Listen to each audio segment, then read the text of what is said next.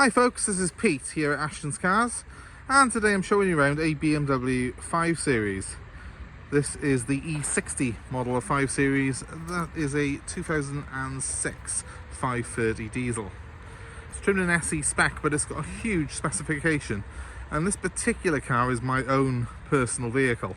So I've bought this car specifically because of the specification that it has got. So I'll show you a little bit around the car, show you a few of the features that are on this car.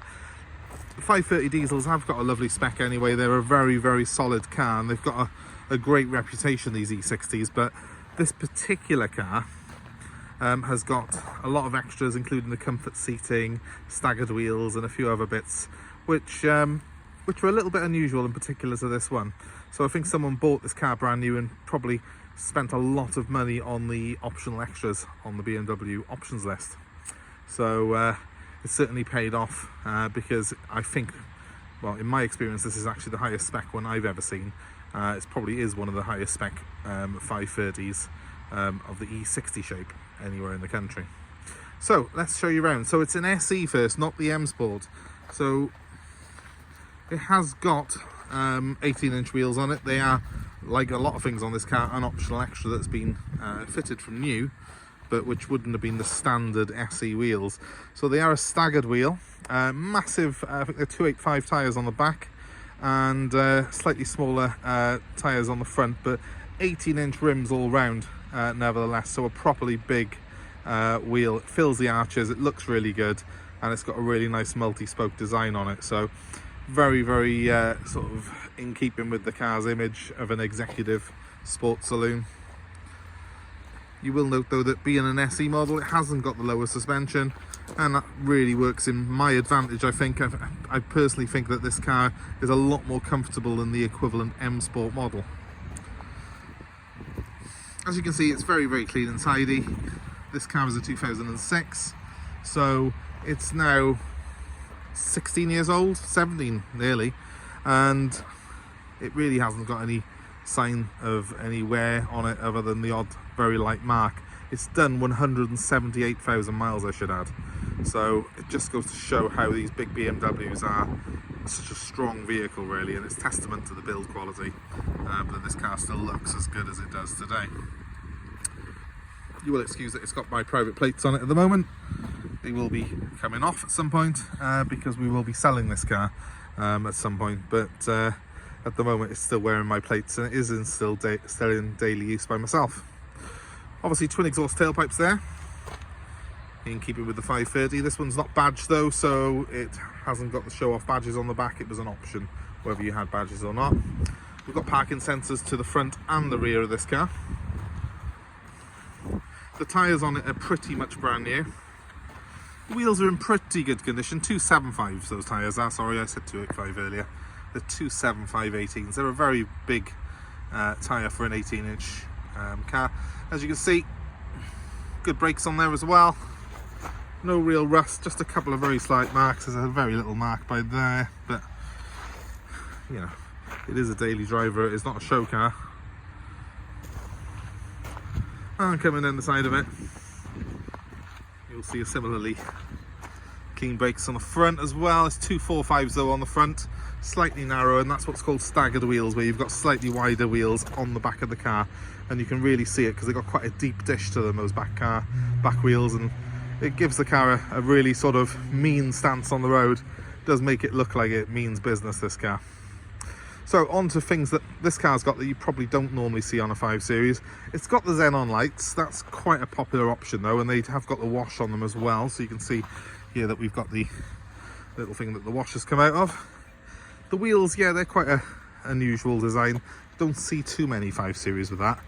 But we've also got the glass sunroof. Fully electric, of course. And then when we get inside the car, we've got comfort seating. Comfort seats means we've got these pillows on the car, which are really cool, really comfortable. Fully electric, even the lumbar and the adjustable support for your legs there, that's all electric as well, with memory for both passenger and driver. Now, when we close the door,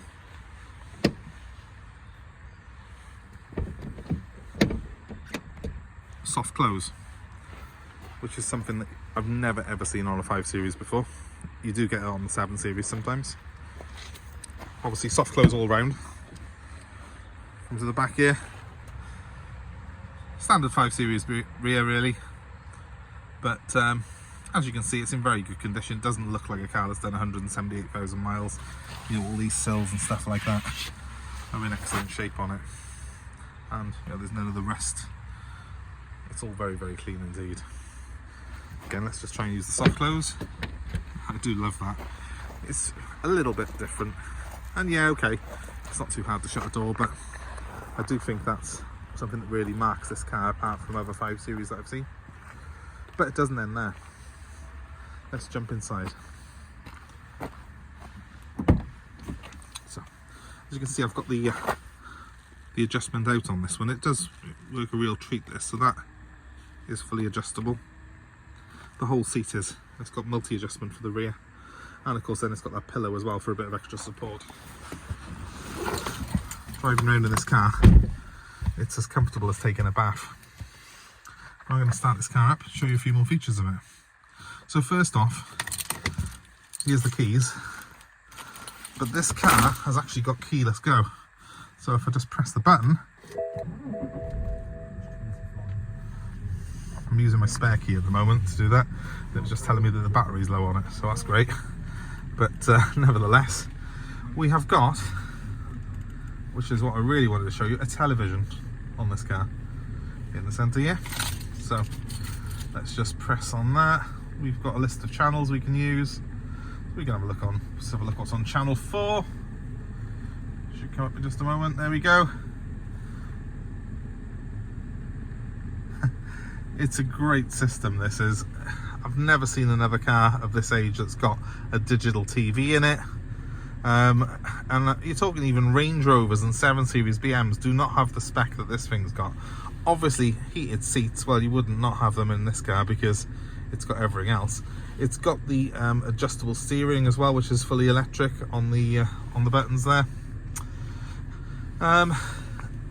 Just a really crazy specification. That's the MOT I've just not long had done in the door card there, but lovely wood, as you can see. It's all in really, really good condition. It's the standard SE wheel, so it's a little bit bigger than the one you get on the M Sport, but it's got all the gear on it. Full leather. Lovely feel to this wheel. It's a very positive car to drive, this thing is. And so I've got the controls up here for my sunroof, which again, fully electric. Works an absolute treat. And that's the other thing with this car. Everything on this car works as it should. You know, there's not many cars of this age that I can think of that perform as well or have the spec that this car does.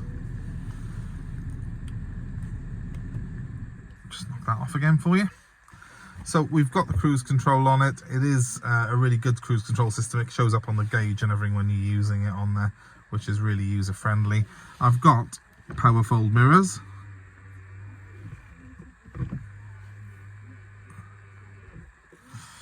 And yeah, just a crazy amount of spec really for a car that is 16, nearly 17 years old. I have got, as you can see, a single slot CD there, but there is also a 6-disc multi-changer in the glove box on this particular car. So I've got 7 CDs I can put in there all together at one go. The air conditioning all works properly. Everything on this car works properly, in all honesty.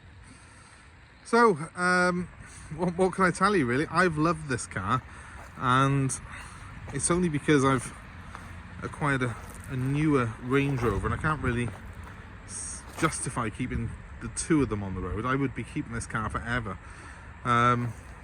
It's absolutely brilliant to drive. It looks great. It's at the age now where it doesn't look overtly flash, but it still looks very classy when you pull up in it. As you can see, the black coachwork, it's got a great shine to it still. I'm probably going to regret selling it, but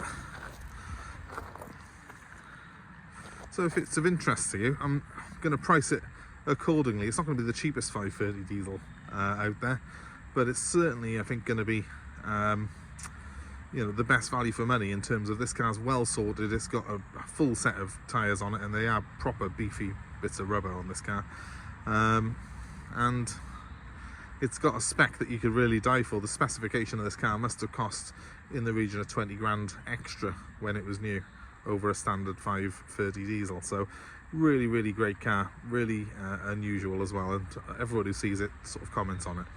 So